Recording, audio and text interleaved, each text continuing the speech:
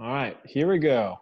What's good, everybody? I'm Robert Dickens Jr. This is Ryan Reed. This is Elanders Frazier. This is John Gaal, and you're listening to Volta. Changing the conversation For percussion educators, designers, and performers. What's up, Drum Corps Nation? This is John Gaal here with my best friends, Elanders Frazier over here, Ryan Reed over there, and Robert Dickens over there.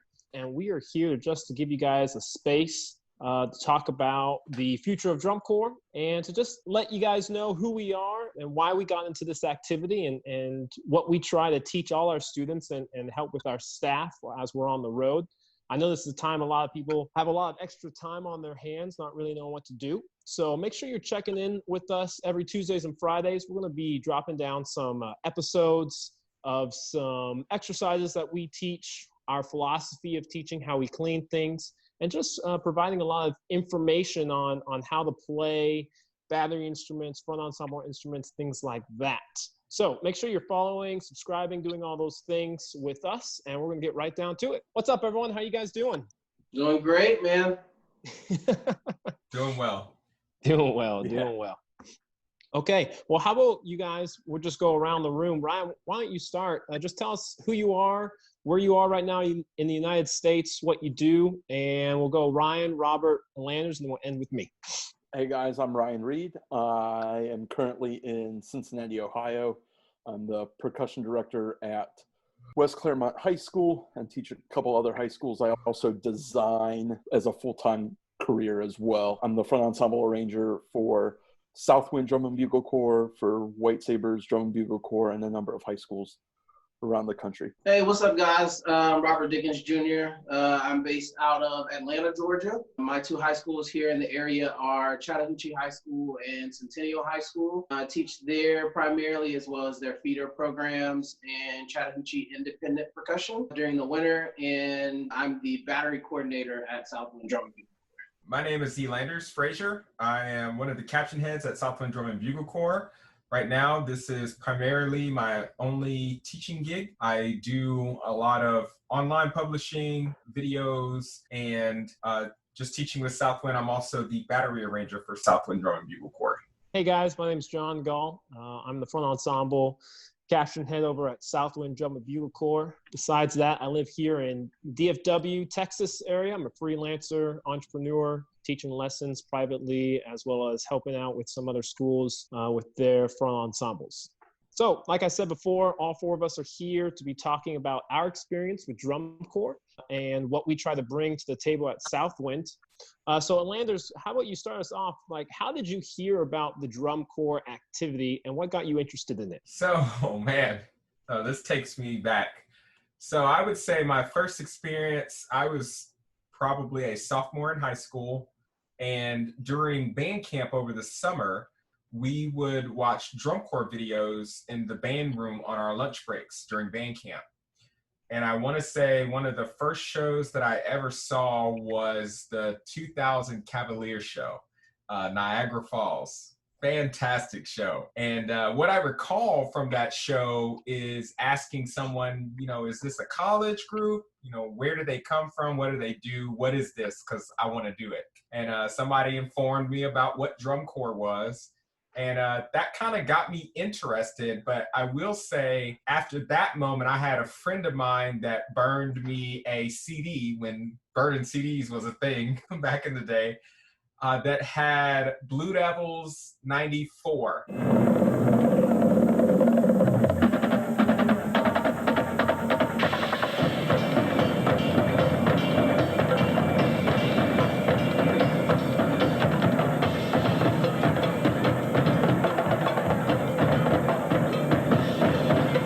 And I can't remember the name of the show, but I had to have worn that CD out to death because I listened to that thing every single day. And I think that's what kind of cemented my infatuation with drum and bugle corps, the amount of sound and power that comes from just those kind of groups. And listening to those shows over and over again, I knew that one day I was going to do it. I didn't know how I was going to do it. I just started drumming more furiously to see how I could get better. Robert, what about you? Did you like the Cavaliers too, or is there a different group? Bias. Well, The way that I got introduced to drum corps was similar to Elanders in that during band camp and stuff like that, we just had videos of old band footage and stuff like that we used to watch. And we got a new instructor who's a drum set player for Magic of Orlando in 1998.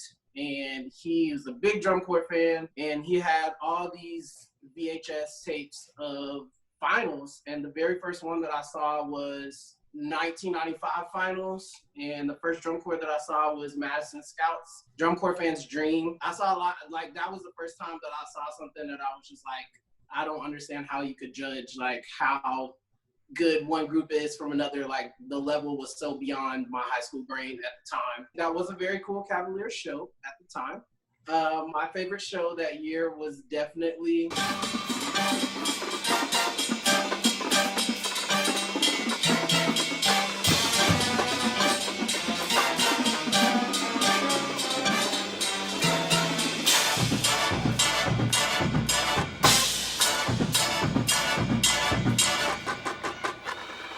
Blue Devils, but Cavaliers did some really cool stuff. That was the first time I ever saw an entire drum line or snare line do the claw like all together. Like that was mind blowing. So really cool stuff, and that's a little bit, I guess, how I was introduced to drum corps.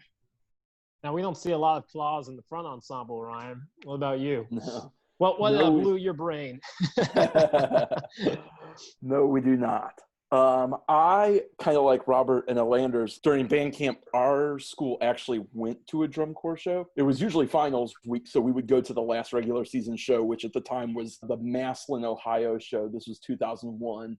And I remember there were a bunch of groups there, but the group that I really remember seeing even to this day was seeing Blue Devils 2001, which, if I'm not mistaken, was the Channel 1. Away Day Blue. Away Day Blue. Sorry. Away Day Blue. Love that show, man. It's a great show. So I got to experience like my first drum corps show live. I didn't really understand it. I understood that it was like, oh, this is like marching band, but harder and louder and better. And we went every year. So 2001, 2002, 2003, 2004, we would go to that show. And I knew that it was around my junior year where I was like, I love doing music. I love teaching band, or I love doing band. I want to go into music full time. And I wanted to get all the experiences that I could, which drum corps was super expensive, and I didn't have musical parents. So getting them to understand and support why I wanted to spend much money to go away over the summer didn't really fall into plans. So I ended up only doing my rook out at Glassman, but it was getting the live drum corps experience when I was in high school, and then after high school when I was teaching, because again, that last full season show was right where I lived, basically. So we would go every year, whether I was teaching a group or in a group, we went and watched drum corps live right at the end of the season every year. Cool, man. Yeah, I love what you were talking about, how you were saying that you weren't able, well, I didn't love this in the sense that you weren't able to do every single year of drum corps. You had to really save up because the financial responsibilities was pretty high. And that was even in the early 2000s. And we're not going to talk about that in this video, but for those that are viewing this pre-recorded video, we will be talking about some ways that we kind of encourage our students to fundraise.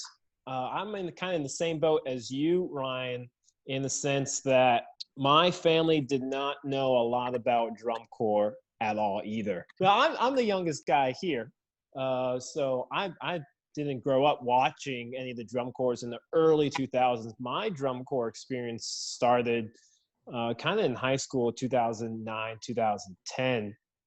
I saw drum corps only through YouTube. And at the time, 2008 Phantom Regiment was my favorite show, Spartacus.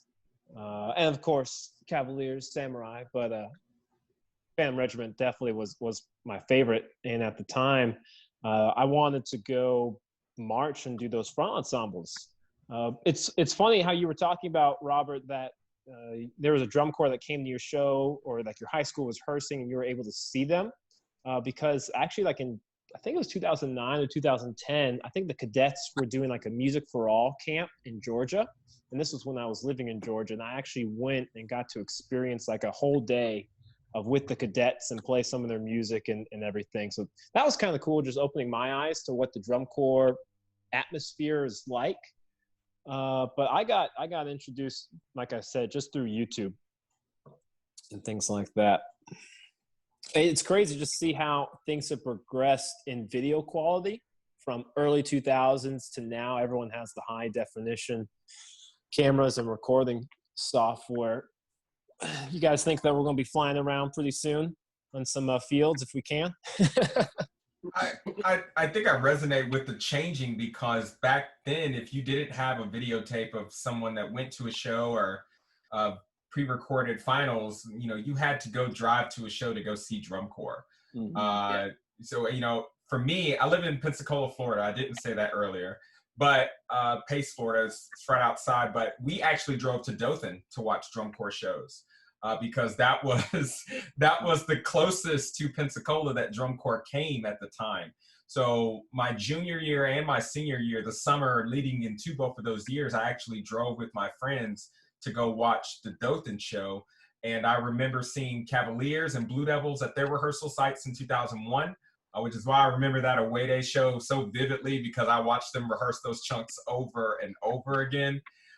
Same thing with 2001 Cavaliers. I had to have watched that quad break with the splash cymbals, 20 plus times, to the point to where I memorized it, because, I couldn't find the snares at the time. So I just went and watched the quads rehearse, and it was so amazing. It's almost mind blowing. Same thing with 2002, got to watch Blue Devils and Cavaliers rehearse, which was just awesome. Traveling to drum corps was the thing back in the early 2000s, because YouTube didn't exist. I think we had drumlineparkinglot.net, to where you could kind of see stuff, but it was like on a little 480p QuickTime video view that you could see, and you were trying to pause it and memorize beats. So I'm so thankful with how drum corps has changed now, to where you can blow it up on your big screen and watch it in like high definition, which is amazing to me, because kids all over the world get to see drum corps now, not just the ones that can actually make it to a show or bootleg a VHS copy of it now. Right. I think my first show was the Georgia Dome in Atlanta, the big regional, in 2011. I remember, I don't know why, we're just talking about Cavaliers all day today, I guess, in this video. But that stood out to me. But I mean, in 2011, the really cool show, again, Cadets, Angels and Demons, just being in that atmosphere, everyone's just hyping band, and just how loud some of those groups were. I mean, I wasn't near the field. I was up in the cheap press box seats, super cheap seats, way in the nosebleeds. But yeah, definitely seeing a show live changes your perspective on, instead of just seeing in YouTube. Dope. Yeah, I actually have a very sad story about how I was supposed to see 2004 Vanguard.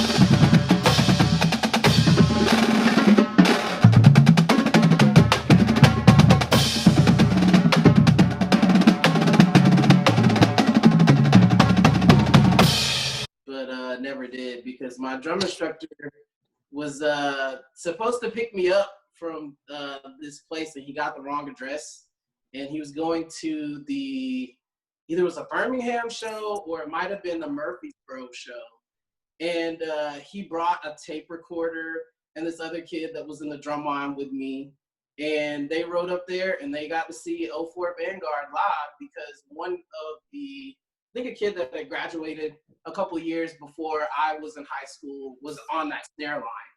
And he brought back video or audio, and that was when they came out with Double Beat 04 that no one had ever heard, and he was trying to explain it to me, and I was like, what's happening? Which, if you know anything about battery and parking lot and all this other kind of stuff, like that was like a big turning point in how everyone warms up nowadays with these groovy, cool warm-ups and stuff. And I got left behind, and I had to listen to it on tape. Still kind of tragic, you know. Oh, no. I will say I was fortunate enough to see them live in the lot at finals in Denver, Ohio, because I was marching Spirit that summer and watching Vanguard 2004. Those folks, it was awe-inspiring. It kind of makes you really feel blessed to be a part of an activity that can reach that level of virtuosity. And knowing that, you know, everything that you work for, you're working for a reason. You know, you go through an entire summer working, you know, 10, 12 hours a day over same reps over and over again. And you almost start to get jaded to a point wondering, like, is this ever going to get any better? And I think for some of it, it's really just your own perception of the reality when you're actually getting a whole lot better, and you really can't see that until you go back and watch it afterwards.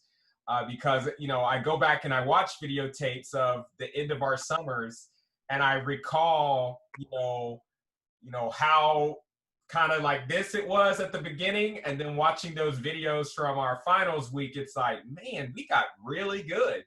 So, you know, it's like that concept of, you know, it's all for naught is not really a thing when you're talking about drum corps, just because of the amount of hours that you're putting in. And even though you cannot see it when you're actually in it, you go back and you watch it afterwards, and you just have to, you know, kind of congratulate yourself a little bit for making it all the way through to the end of that task. So, Right. Ryan, were there any groups that kind of blew your mind when you saw them in the lot? Because I know, at least for me, when I was at the Georgia Dome, seeing front ensembles was like near impossible. You had to sneak down into the convention center where they like had the loading trucks, and you had to pass to the security guard. But it was only the batteries I was able to see. So were there any front ensembles that you saw were just like, wow, that inspires me? Not that I can recall. And actually, I got into front ensemble through a funny background, because I marched battery all through high school. So I marched bass drum and snare drum all through high school, and didn't so the first time I marched a front ensemble was actually Matrix, when I started doing that, because I did battery through high school and then got into college for music ed, and then learned how to do the keyboard thing. So I didn't really catch on to watching front ensemble in the lot until I taught drum corps in 2012. And then it was a little bit going around just to compare like what we were doing, because I was teaching Glassman that year, and just going around comparing like the level that we're at and what everybody's doing, because that was one of my first teaching front ensemble gigs too, was kind of just being thrown to the wolves, and the first time I taught a world-class ensemble. But, you know, we talked a little bit about like the growth of the activity, or the growth of the like recording of the activity, but just also think about the growth of the activity in general from when we marched to now. Like I look back at when I marched, and I look at what groups are doing nowadays, even at open class, because I mean, my exposure to open class was very little. They have the Avon Lake show that I was at a couple times, and saw open class groups. But my exposure to it was really very limited until I joined the staff at Southwind. But, you know, what we were doing in 2008 when I was marching compared to what we just did in 2019 with Southwind, I mean, they're not even close. I look at that and go, man, I don't know if I would have made that front ensemble. I don't know. Well, I mean, you look at it and go, the activity has grown, and just because world class is so, you know, at times out of this world, we forget that it's not just them that's growing. It's like the high school bands are growing, the open class corps are growing, and that kind of stuff. Yeah, I'm in the same boat. I was not exposed to open class until I took the job opportunity with Southwind. Before all that, because there just wasn't a lot of I thought online exposure of those groups, the big names I saw were the top 5 world-class groups. And so I think in that regard, like my philosophy with drum corps at the time when I was first started teaching was just more of the competitive edge. But now after doing this, because for a long period of time, I think we at Southland, I think we all would agree that our Southland philosophy has always been education, but at least for me personally, it's turned more into the educational aspect and not so much the competitive aspect. Not saying that we're not competitive at Southland and the open class groups are not good in any way. That's not what I'm saying. But I'm saying that with those type of skill sets and those age ranges, I think you have more opportunities of growth that present themselves. But what do you think, Ryan? Has your philosophy changed over the years you've been doing this whole drum corps or indoor or marching band activity? Yes, it's definitely changed. I think into like a more information and growth driven kind of way of teaching. Because I do think when you first start teaching, especially in this kind of activity, and again, I do this full time for a living, doing the drum corps, doing the marching band, doing the indoor stuff. So when I first started teaching, a lot of it was kind of competitive, but also out to prove a point and that kind of stuff. And I think as I've grown along, it's definitely more about giving back and giving to the kids what I wish I would have gotten or what I did get, but try to give them more of what it is now. So it's more about giving back and educating to give back than it is about really anything else right now. Elanders, Robert, what's your philosophy? What do you guys think? For me, I feel like, and I try to stress this with my high school groups, that I feel that the education and our level of education drives the competitive aspect, and that the best educated groups are going to be the most competitive. I do kind of have the philosophy that there is a certain part of it that's going to be subjective from a judging standpoint. And that's the part that I feel that I reserve as an instructor and as an artist to say, okay, I can do this certain thing to make my kids score better. But should I make the artistic choice to make sure that my kids and I are saying what we want to say on the floor, or we're saying what we want to say through the music or whatever. So I feel like for me, it's kind of a marriage of both. It's one, making sure for me that my kids have the information that they need so that the growth process is as simple as possible. Not necessarily as easier, but as simple as possible to know what steps to take and how they need to chart their trajectory. But at the end of the day, I definitely think that the education is something that you can't even talk about being competitive if you don't have the education side of it. And I think that as teachers, obviously, we have to put that first because, with music education and music in general, it's an art and a science.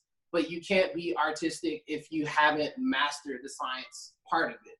So that's kind of my philosophy about that. I really am glad that open class is here because, as you guys said, Southland for me was my first introduction to open class as well.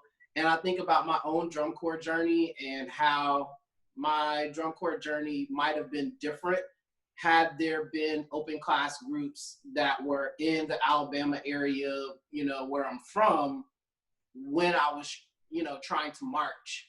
And I think that it's important to point out that students that are auditioning for drum corps, or you see yourself marching whatever dream corps that you want to be in, like there are lots of different ways that you can get there. Like you don't have to continue trying out for whatever this top group is until you make it, because there are other opportunities at Southland and other open class corps that can give you that room to grow. Whereas, you know, in other instances, when you're coming in on a world-class group, like, you just have to have it. Like, either you have it or you don't. And, you know, there's not that room, like you guys said, for that educational growth. So for me, I really cherish that at Southwind, because we have that chance to see students grow and see a higher return on investment from an educational standpoint. Yeah. It's funny following Robert, because I never can add anything to what he says. He just sits like every single token that I could even dream of. You know, you know, Southwind was my first open class experience after marching world class with Spirit. And I will say the education never really changed for me. I didn't know what to expect when I came into the very first rehearsal that I taught with Southwind, other than I'm a percussion instructor and I'm going to instruct. And what I quickly learned was that I had to do more teaching with a group of kids that I had never seen before than I did with my high school that I see all the time. Because, you know, the information recycles itself when you're teaching with a high school group. You know, you have one class that comes in as freshmen, but you have a truckload of upperclassmen that have been there, understand your process, and can continue to assist with those individuals as you grow. What I started to find out with Southwind is every time we went into an audition process, it was a brand new, you know, group of kids. You know, there's not a very large return with the open class segment. So you find that in every audition, you're seeing brand new people for the first time. So you have to figure out how to express your ideas, express your philosophy, express how you want to go about your season, you know, very quickly, but so that a brand new crop of kids can learn it, digest it, and run with it in that weekend and keep it moving. So, you know, it very much challenged me as a teacher coming into the fold for the first time. And I think I did have to rearrange my philosophy just a little bit. My philosophy has always been teaching life lessons through percussion. And I kind of carried that mantra all the way through all of my teaching segments. But I think that with drum corps in general, what I find is that, you know, so many of the students already kind of have an idea of what they want to get out of it when you get there. So the life lessons part really comes into honing in their goals and then seeing how we can help them achieve it. So we really kind of become mentors very quickly, because, you know, they're showing up to our front door saying, I know where I want to be in 2 years, and I'm hoping you can help me get there. And we have to then go to work dissecting that individual and figuring out what's the best that we can do to help get that person to the next level or to where they want to be, whether it's, I want to be able to play at this speed with these rudiments and rhythms. I want to go march at this place, whether it's an indoor group or another drum corps, or I want to become a drumline instructor once I finish marching, because we have a lot of kids that come in with that mentality as well. So, you know, yes, I'm teaching life lessons, but I'm also getting students prepared to go somewhere, wherever it is in their life. So, you know, the life lessons kind of work themselves in as we go through this process of getting things done in a very organized manner and timely manner. And that is some of the rush that I get from teaching drum corps that I didn't really experience on the high school side of it, because I think I taught high school for the better part of almost 13, 14 years before I started teaching drum corps. So, you know, it felt like it was kind of the same thing over and over again, whereas drum corps, you get that challenge every single year that comes in, and you get to bring all these students together from all these different places and unite them under one banner. And it's just such a beautiful thing. Cool. While you were talking, I wanted to pull this up, which is basically, for those that don't know, the two values that we have here at Southwind Drum Bugle Corps, at least from a percussion standpoint, is we value education and then we value community, right? And so just real quick, I wanted to share with you guys our mission statement, our purpose on why we get up and why we take time out of our jobs during the summer essentially, but you're there to share your experiences and to educate and to help out the next group of students and those who are willing to learn about percussion, about life lessons that Elanders was talking about. And we give up our times because we truly value our friendships together. Like the relationships that you create on tour and even during the audition process, they last you almost your entire life. I know my bonds with these guys are super thick, super strong, and I can come to these guys with anything that's going on in my life, and we can talk about it and get through it. But I say that all to say our purpose, our goal, what we try to do every summer is we try to effectively inspire, motivate, and lead young percussionists as it relates to musicianship, athleticism, professionalism, and social interaction. For those that have the opportunity to march any drum corps, I mean, you're going to be around people you've never been around before that come from all walks of life and who come from different perspectives and belief systems. And knowing how to navigate that field, that social interaction, is extremely important. Extremely important because even if you don't do music in the workforce and you go and you do something entirely different, those relationships, those skill sets that you develop on the road set you apart from your competition when you're interviewing for that job. And your family will know a difference right off the bat. Your boss will know a difference because you're going to learn important skill sets of responsibility, time management, communication, tons of things. And we're going to get more into those aspects of what you can learn and what you can kind of realistically expect when you're on tour in the next upcoming videos. But for this video, our time's actually running out, and we just really wanted to introduce who we are as individuals and try to just open up a space for you guys to interact with us. So as I said before at the beginning of this video, make sure you guys are following our social media pages, following each of these guys, Ryan, Robert, and Elanders, as well as myself if you want to, John. But I won't care if you don't want to. It's not going to hurt my feelings. Because like I said, we value education and community.